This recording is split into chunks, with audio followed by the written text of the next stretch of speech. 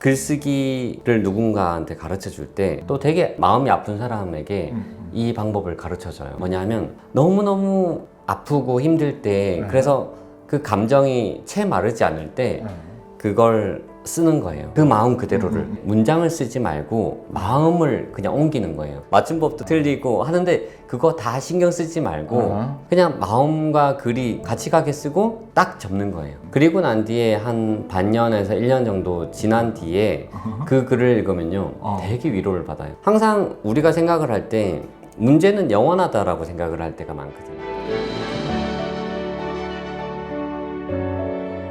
안녕하세요. 롬팔28입니다. 오늘도 하나님의 귀한 사역자 한 분 모셨습니다. 우리 이요셉 작가님, 글도 쓰시고 또 사진 작가이시기도 하고요. 이번에 또 우리 요셉 작가님이 길 위에서 던진 질문이라는 귀한 책이 나왔습니다. 사진과 글이 함께 있는 책인데요. 네, 안녕하세요. 네, 안녕하세요. 오늘 여기 길 위에서 던진 질문, 이 책이 새롭게 나왔는데 이 책을 좀 설명을 해 주신다면. 제가 그동안 숙제처럼 저는 이제 선물이라고 생각을 하는데 숙제처럼 계속 써왔던 여러 글들이 있어요. 그게 거의 한 15년 이상 매일매일 썼던 글들이 있는데 그 글들 속에서 독자들과 함께 나눌 수 있는 글과 사진으로 엮은 책입니다. 그 길 위에서 우리 작가님이 하나님한테 던진 질문인 건가요? 네. 뭐 저한테도 던지고요. 네, 저 스스로에게도 던지고 하나님께도 드린 기도라고 하는 게 좋겠네요. 네. 그런 그 키워드들이 이렇게 모아서 그 쓴 글들이 이 책 안에 있는 거네요. 네, 맞습니다. 그러면 또 사진과 함께 있는 거죠. 여기 제가 이제 얘기 듣기로는 우리 편집부한테 부제 내가 노래하는 풍경 이게 큰 주제고 또 이 시리즈로 나올 수가 있을 텐데 내가 노래하는 풍경의 그 의미가 뭐가 있나요?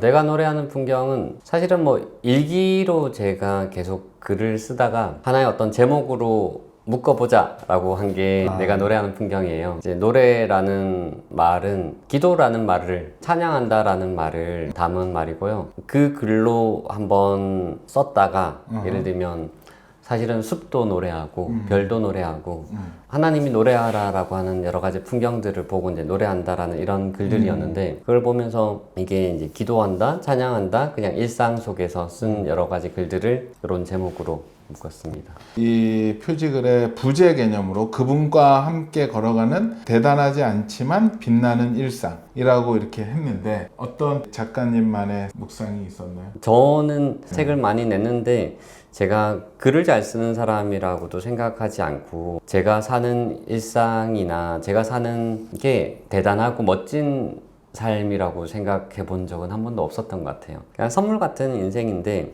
그런데 그럼에도 불구하고 내 인생은 하나님과 함께 있기 때문에 그 일상이 선물 같고 그 일상이 빛난다라고 생각을 하거든요. 그런 의미에서 참 일상이 중요하구나 라는 생각 그리고 그 일상 속에서 하나님이 나와 함께 하시기 때문에 빛날 수 있구나 라는 평범할 수 있는 길이지만 하나님과 함께함으로 그 길은 빛나는 길이 될 수 있다는 거. 네.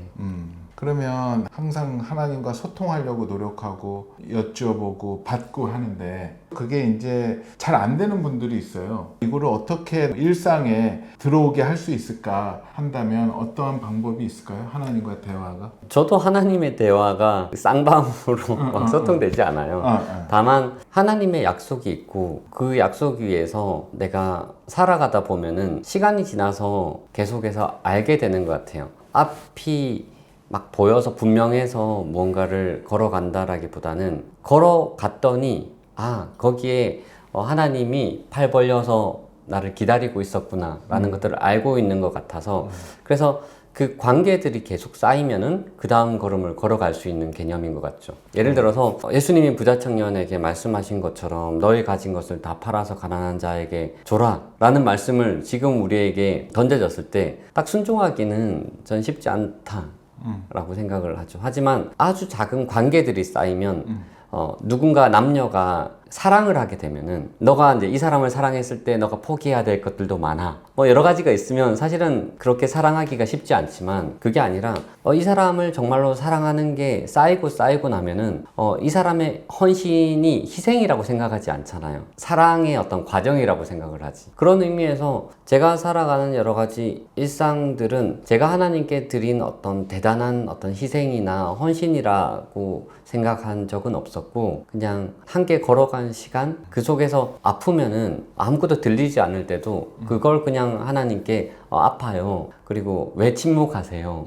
내게 말씀해 주세요. 라고 이야기하는 그것들이 저는 이제 하나의 어떤 질문이었죠. 여기에 이제 키워드 중에 생각을 하게 했었던 우리 또 작가님만의 또 제목이기도 해요. 한번 읽어 드릴게요. 누추함. 믿음으로 산다는 게 무엇일까? 대단한 것 없는 평범한 내 일상에 묻습니다. 아무리 찾아도 증명해 보일 만한 게 없습니다. 호주머니에 손을 넣고 천을 뒤집어 보이며 말합니다. 아무것도 없는 데다가 보이는 건 너머의 누추함. 이 누추함을 가지고 주님 앞에 나아가는 것, 너덜너덜해진 영혼을 주님 앞에 누이는 것, 아프고 상한 마음을 주님께 내보이는 것, 내가 가진 것을 증명하는 대신 내 안에 계신 주님을 바라보는 것이라고. 한편의 시인데요. 사실은 이 책에 나오는 많은 글은요 저는 매일매일 글을 썼던 것 같아요. 책을 내기 위한 글도 아니고 사람들한테 보이기 위한 또 사람들을 위로하기 위해서 쓴 글도 아니고 그냥 매일매일의 일상 속에서 하나님께 드리는 편지를 쓰는 거죠. 그리고 때로는 이제 마음이 정말 너무너무 누추해졌을 때 그렇게 쓰고 난 뒤에 내가 하나님의 마음으로 나한테 또 편지를 쓰기도 해요. 답장을. 뭐 혼자서 막 요새 봐 많이 힘들었지 뭐 이런 글들인 거죠. 그래서 그렇게 쓰고는 그 글을 다시 보지 않아요. 그렇게 매일매일 글을 쓰고 난 뒤에 한 1년 정도를 묵혀놔요. 1년, 2년 정도를. 그리고 난 뒤에 저조차도 이제 잊어버린 글이 되는 거죠. 그런데 내가 노래하는 풍경에 쓴 글은 나조차도 잊어버린 그 글을 다시 가지고 와서는 누군가 내가 언젠가 아팠을 때 내가 그렇게 눈물 흘렸을 때 또 동일하게 그렇게 아프고 눈물 흘린 누군가를 상정해서 그 글을 가지고 와서 다시 글을 쓰는 거죠. 다듬는 거죠. 그래서 그 사람을 위해서 또 나 스스로에게도 어떻게 걸어야 되겠다. 이렇게 걸어가면 되지 않을까? 라고 생각을 하면서 쓴 그런 과정들 속에 있는 글들인 것 같아요. 쓰면서 뭔가 이렇게 또 힐링되는 게 있겠어요? 크죠. 크고, 예, 저는 그걸 글쓰기를 누군가한테 가르쳐 줄 때 요 방법을 가르쳐 주고 또 되게 마음이 아픈 사람에게 이 방법을 가르쳐 줘요. 뭐냐면 너무너무 아프고 힘들 때 그래서 그 감정이 채 마르지 않을 때 그걸 쓰는 거예요. 그 마음 그대로. 그 마음 그대로를. 그런데 그 마음이 정리되지 않았을 때 그 마음을 여기에 다 옮겨 넣는 거예요.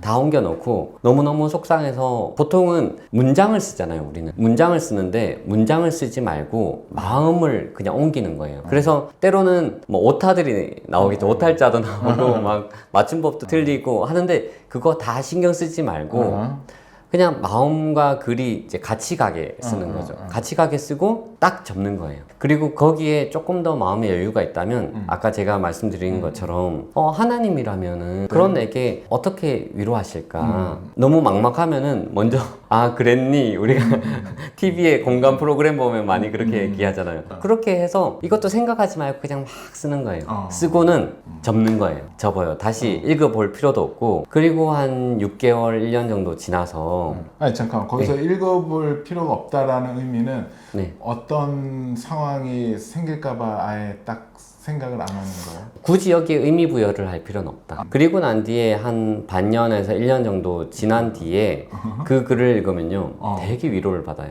그리고 항상 우리가 생각을 할 때 문제는 영원하다라고 생각을 할 때가 많거든요. 이 문제는 영원할 거야 라고 생각하기 때문에 우리는 사람들한테 이 사람이 대하는 태도는 영원할 거야 라는 생각 때문에 우리는 그 사람에게 그렇게 이야기를 하고 문제는 영원할 거야 라는 생각 때문에 우리는 어떤 선택이나 어떤 낙심들을 하는데 그런 일이 있을 때마다 제가 스스로 하는 방법 중에 하나는 하나님 이 문제가 영원한 것 같지만 문제는 영원하지 않습니다.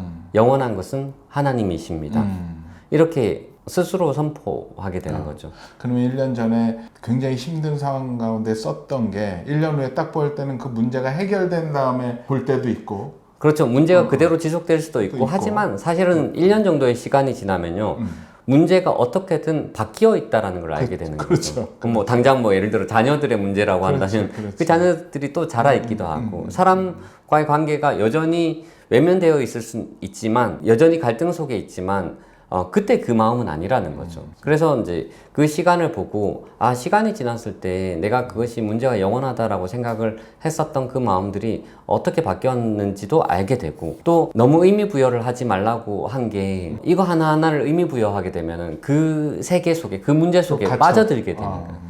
그런데 거기서 한참을 시간이 지나서 나와서 그 글들을 읽었을 때, 아, 그때 하나님이 내게 허락하신 은혜가 있었구나 라는 것들을 알고 또 위로를 받게 되는 것 같아요. 그래서 약간 반복적으로 저는 그 방법들을 되게 긴 시간 사용하고 있는 것 같습니다. 완전히 이요셉 자가치유 기법이네요. 너무 좋은데요? 네, 시간이 지나서 내 감정이 정리된 뒤에 그 흐트러진 그 감정 그대로를 가지고 오기 때문에 어떻게 보면 아까 대표님이 말씀하셨던 이 글에서 뭐 위로를 받는다라든지 한 번은 예전에 예수님을 믿지 않는 친구가 저한테 찾아왔어요. 찾아와서는 자기가 터널 같은 어떤 시간들을 보내고 있을 때 빛이 하나도 보이지 않았었는데 제 글이 빛이 되어줘서 그 시간을 살게 해줬다라는 거예요. 그러면서 나중에 내가 책 만드는 사람이 되면은 이 사람 책을 꼭 만들어주고 싶다라고 했는데 나중에 진짜 책 만드는 사람이 되었었어요. 그런데 어찌됐건 그 사람에게는 책 만들자고 왔지만 저는 이제 그 사람에게 이제 복음을 전했었는데 그런데 그것도 마찬가지인 거죠. 이 사람에게 이 사람의 어떤 터널 같은 시간들을 나도 보내고 누군가도 보냈었는데 그 시간을 나중에 글로 바꿔 옮겼을 때 빛이 되기도 하고 그 속에 또 기도를 담기도 하고 그래서 위로를 받기도 하고 이 영상을 보시는 우리 룸828 식구들도 한번 꼭 적용해 보면 좋을 것 같습니다. 오늘 쫙 한번 써보시고 그 다음에 덮어 놓으시고 1년 후에 확인해 보는 시간 가져도 될 것 같아요. 너무 좋은 방법인 것 같아요. 작가님의 이 글들이 힐링이 돼요. 그 중에 또 한 글이 또 있어요. 굉장히 저한테도 위로가 되더라고요. 존재 자체를 사랑하시는 하나님, 저는 이제 기대하지 않을 거예요. 더 이상 감동하지 않을 거예요. 언젠가 주님께 반항하듯 말했습니다. 마음을 굳게 잠근 채 아무리 하나님이어도 굳은 내 마음을 부드럽게 하시진 못할 거라 믿었습니다. 주님이 야단치시면 저 원래 그런 놈이에요. 모르셨어요? 라고 말할 생각이었고 주님이 그분의 일을 시키시면 네네 알았어요. 언제까지 하면 되죠? 하고 최대한 사무적으로 대답할 생각이었죠. 그런데 주님은 내가 얼마나 못난 놈인지 얼마나 잘난 사람인지를 말씀하지 않았습니다. 종교적인 의무를 언급하지도 않으셨습니다. 그저 주님은 나를 바라보셨습니다. 그리고 말씀하셨습니다. 사랑한다. 누구보다 너를 사랑한다. 세상 그 무엇보다 너를 사랑하기에 내가 아들을 보냈단다. 내 존재 자체를 바라보시는 주님 앞에 더 이상 마음의 빗장을 잠글 수 없었습니다. 너무나 죄송했고 너무나 가슴 아파서 꺽꺽거리며 울 수밖에 없었습니다. 하나님은 사랑이십니다. 저는 이 글이 너무 좋더라고요. 요셉 작가님도 막 이렇게 하나님한테 뻗팅길 때가 있었어요? 그렇죠. 저 자신에 대해서 그러니까 하나님 앞에 서기에 너무 이제 어떤 부족함들을 느낄 때 그런 마음이 되는 것 같아요. 하나님을 부정하는 건 아닌데 하지만 하나님 앞에서 내가 뭐 그럴 수 있겠어. 바짝 말라버리는 마음 그런 마음들을 가지고 있을 때가 있죠. 그런데 그런 경우가 참 몇 번 기억나는 몇 번이 있는 것 같아요. 그런데 그때마다 하나님의 방법은 질문을 하면 그 답을 내가 생각하는 어떤 답을 말씀하시는 것이 아니라 당신이 어떤 존재인지를 나한테 비추시는 것 같아요. 그러면은 무장해제 돼버리는 것 같습니다. 저뿐만 아니라 또 우리 요셉 작가님뿐만 아니라 또 우리 시청자분들도 그렇게 하나님한테 하소연하고 원망할 때가 있잖아요. 그 마음이 있을 때도 그냥 솔직하게 주님 앞에 나아가는 게 좋겠죠? 나아가는 게 저는 답인 것 같아요. 이렇기 때문에 나는 하나님께 나아갈 수 없어가 아니라 그렇기 때문에 하나님께 나아가면 어떤 식으로든 하나님이 우리 가운데 말씀하신다라는 거죠. 그런 사례가 있었다면 어떤 사례가 혹시 있었을까요? 집으로 돌아올 때 이런 일이 있었어요. 그 버스 안에서 내가 하나님께 나아가는데 방해되는 것들이 있다면 하나님 내게 가르쳐 주세요. 이거는 뭐 내가 하나님께 나아가는데 전혀 불만도 없다 뭐 이런 게 아니라 하나님께 나아가는데 거리낌이 없다가 아니라 하나님께 더 나아가고 싶어요 라는 마음이었는데 그럼요. 근데 다음날 제가 살고 있던 노량진에 길을 걸어가는데 길 위에서 한 후배를 만났는데 그 후배가 저한테 이렇게 얘기를 하는 거예요. 선배의 죄는 잘못은 이거예요 라고 뜬금없이. 네. 그런데 뭐 그거는 뭐 대단한 건 아닌데 순간 너무너무 수치스러운 거예요. 그 수치스러움이 뭐냐면 이 후배가 하나를 얘기했다면 그 나머지 것들 내가 숨기고 숨겼던 사람들에게 드러나 보이지 않았던 수많은 내 마음도 충분히 누군가에 의해서 알 수 있는 거잖아요. 온 세상 사람들이 차례로 줄을 서서 너의 잘못은 이거야, 너의 죄는 이거야 라고 정죄할 수 있는 수많은 가능성들이 쭉 줄을 잇는 거잖아요. 그래서 그날 정말 많이 울었어요. 정말 많이 울면서 그때 한강대교 앞에서 살았었는데 내가 지금 한강대교에서 당장 떨어져서 죽어도 이 죄 때문에 떨어져서 죽어도 나는 전혀 아깝게 죽은 게 아니구나. 너무 부끄러운 존재구나. 그래서 그날 정말 바닥을 눈물로 쓸면서 다녔던 것 같아요. 계속 울면서 막 길을 걸어가다가 심지어는 노량진에 포장마차들이 있었는데 컵밥 같은 거 파는 근데 그 포장마차 안에 십자가가 달려있는 꽃집이 하나 있었어요. 교회 다녔겠죠? 근데 제가 모르는 분인데 얼마나 절박했으면 그 포장마차에 들어가서 그 아주머니한테 울면서 저를 위해서 기도 좀 해주세요 라고 했었어요. 왜냐하면은 나는 하나님께 더 나아가고 싶은데 너무 나는 하나님께 나아갈 수 없는 사람이구나. 그래서 나 주님의 기쁨 되기 원하네 이런 찬양들이 있는데 이런 찬양은 더 이상 내가 불러서는 안 되는 찬양이구나 라고 생각이 들었었어요. 그러다가 밤이 되어서 이런 마음이 들었어요. 내 이성으로는 나를 용납할 수 없고 내 감정으로도 나를 용서할 수 없지만 믿음으로 예수님의 흘리신 피로 나를 덮어주세요. 그러면 내가 살겠습니다. 그런데 정말 거짓말처럼 뭐 그 뒤에 스스로 잘못에 대한 이제 회개도 있었고 내가 용서를 구하기도 했지만 정말 신기하게도 예수님의 보혈로 나를 덮을 때 난 또 웃을 수가 있는 거예요. 왜냐하면은 예수님이 흘리신 피가 결코 작지 않다라는 사실 때문에. 그래서 그 사건이 있고요.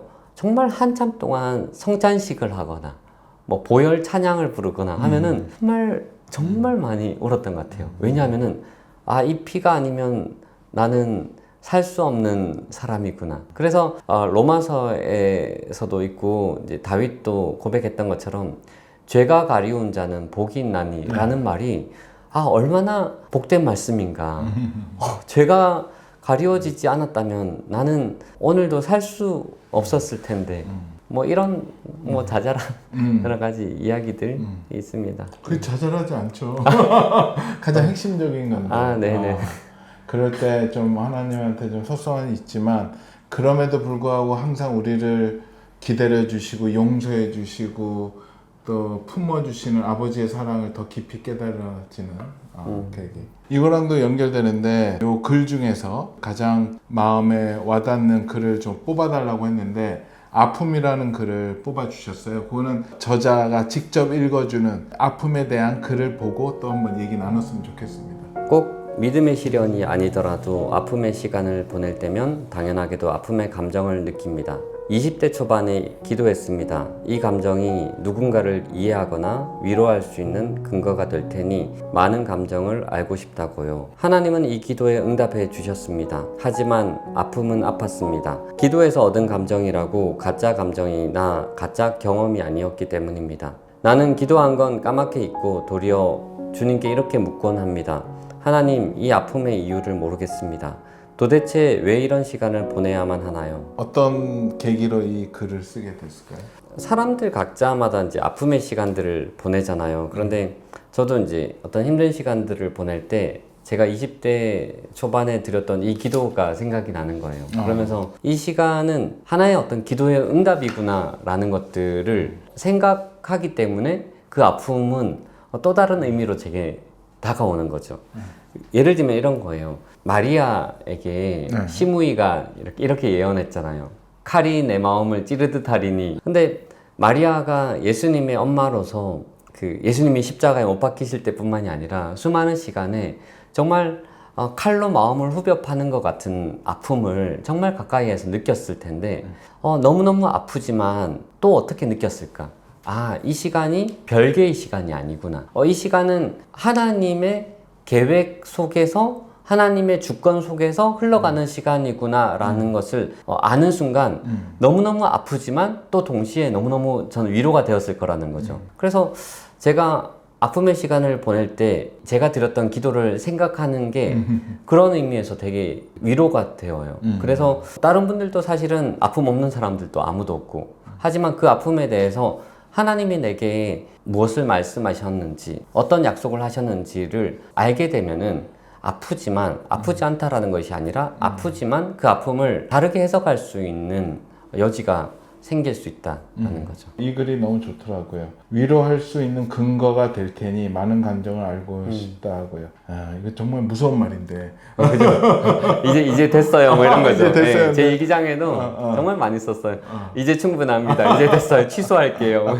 그렇지만 그 아픔을 많이 겪으면서 그 아픔을 겪는 사람들의 마음을 보게 되고 그분들보다 먼저 갔기 때문에 또 위로할 수 있고 또 안내해 줄 수 있다라는 게 그게 정말로 복된 길이 아닌가 생각이 들어요. 맞아요. 그러니까 세례 요한이 사실은 제사장 가문에서 태어났는데 그가 광야에서 지내지 않았다면 다른 제사장들과 똑같은 어떤 태도로 살아갔을 것 같아요.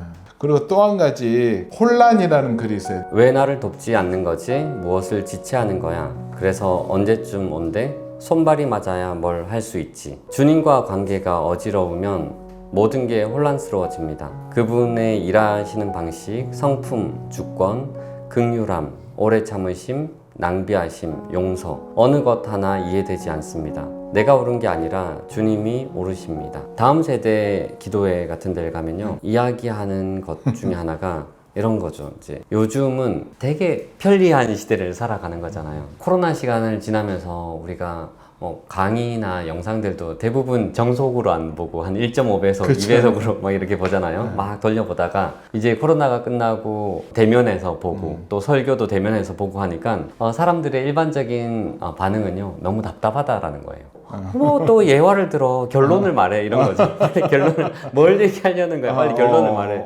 나 바빠. 또 뭐 배달 음식들도 그죠. 그리고 뭐 바로바로 버튼 누르면 바로 집 앞에 다 배달 오고 하는데, 그런데 이런 빠른 방식, 또 내가 원하면은 뭐든지 가질 수 있는 수많은 어떤 방법들 속에서 하나님이 일하시는 방식은 답답하지. 너무 답답한 거예요. 그런데 이제 요런 우리가 사는 어떤 삶의 패턴 속에서 익숙해져 있을 때 하나님은 이해하기 쉽지 않고, 하나님께 기도하느니 그냥 돈 10만 원 주고 해결하면 되는 거고.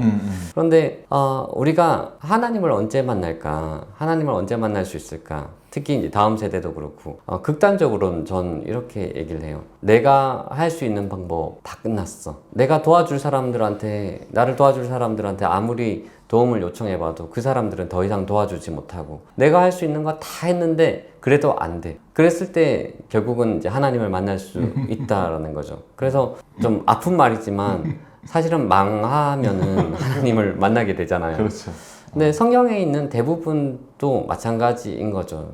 어떤 절망의 시대에 자신의 절망을 만났을 때 하나님을 인격적으로 만나게 된 것 같아요. 그래서 우리 아이들이 하나님을 만날 수 있는 시간은 언제인가? 그랬을 때 저는 이 아이들에게 교회는 또 우리 어른들은 기다림의 시간이 필요하고 환대의 공간이 되어야 된다라고 생각을 해요. 지금 어떤 말씀을 얼마나 많이 외우고 부모의 속을 안 썩이고 지금 이 모습이 중요한 것이 아니라, 이 아이가 언젠가 예수님을 인격적으로 만날 때, 그러니까 우리는 아이들한테 또 우리 사랑하는 사람들한테 문제없는 인생을 기도하잖아요. 제발 문제 없게 해주세요. 우리 아이들 문제 없게 해주세요. 그런데 당장 우리 인생을 돌아봐도 문제 없는 인생이라는 것은 없다라는 거죠.